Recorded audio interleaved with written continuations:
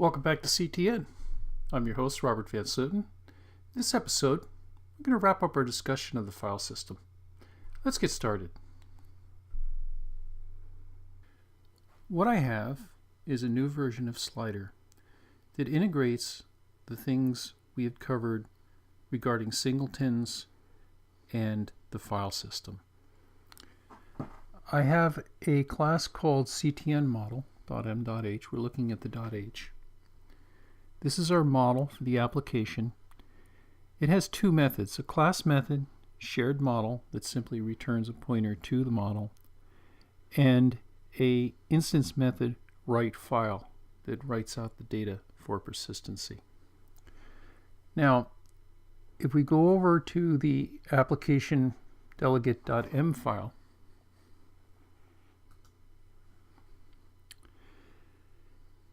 in the will resign active, I get the pointer to the shared model, CTN model, shared model, and I send the message write file.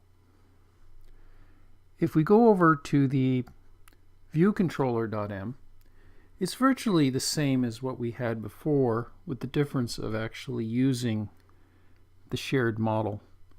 For example, when the action is invoked when the slider changes, I call ctn model shared model.value equals value. In the case of when viewDidLoad gets invoked, I get an integer value out of the shared model, ctn model shared model.value. Let's go over and actually take a look at the .m for the model.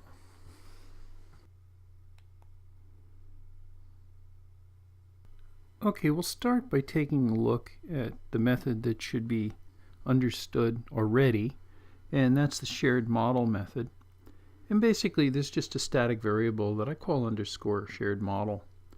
And I test for its existence. If it doesn't exist, I end up creating the object, and then I return that variable.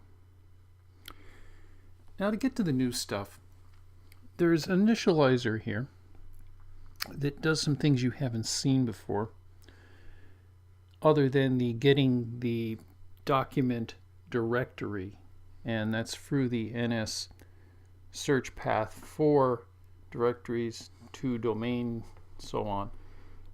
I get the document, the path to the document directory. Now that returns an array, and the first element of the array is the path. So I end up getting a string, docdir array sub 0. Now this is what's new. I want to put a file. I want to append a file name to that path.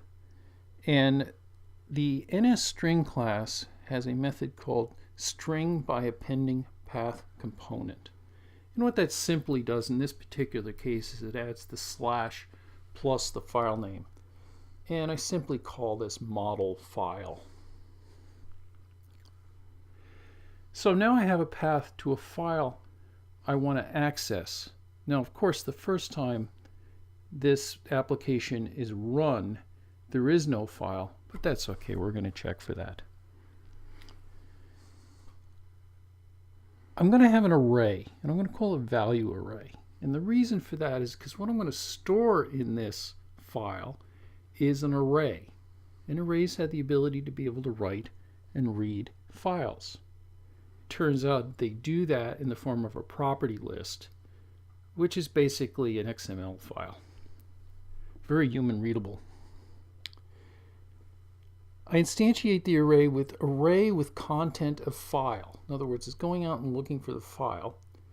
And I'm storing this file in this property, which I didn't mention up here. I have a property self.filePath. So I'm keeping the path to the file. So it's going out trying to find this file. Now, it may have not, so I get a nil.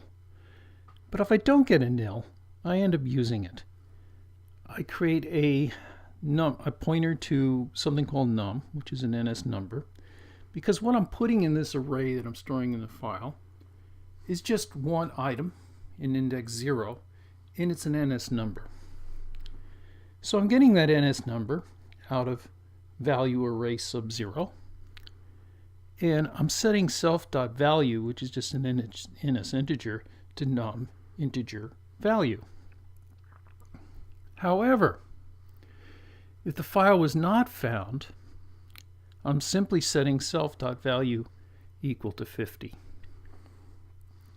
Now, let's go down to when I actually write this file. And basically, this is the opposite process. I'm creating an NS number, and I'm doing that based on the value of self.value.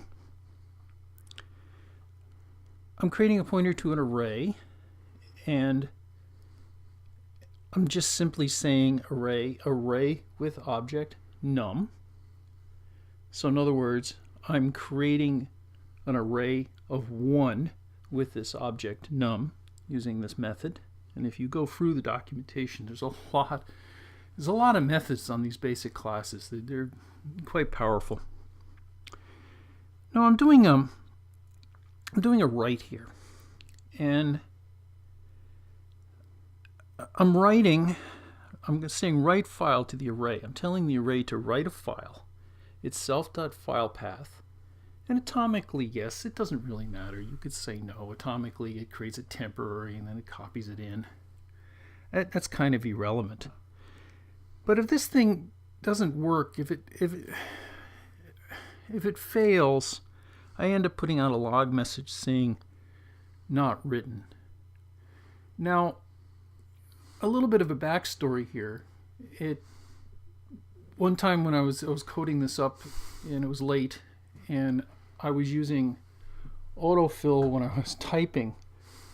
When I actually ended up asking for the path to the document directory, it filled it as NS documentation, which actually doesn't exist in iOS. I couldn't figure out why my file write kept failing, and it's because it couldn't write there. So be careful with the autofill sometimes. Sometimes it's filling with something valid, but it isn't what you want.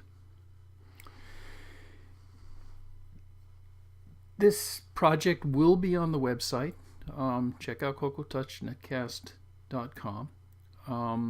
You can contact me via the contact link on that page, or you could write a review of the podcast in iTunes, or you can add comments to the YouTube channel.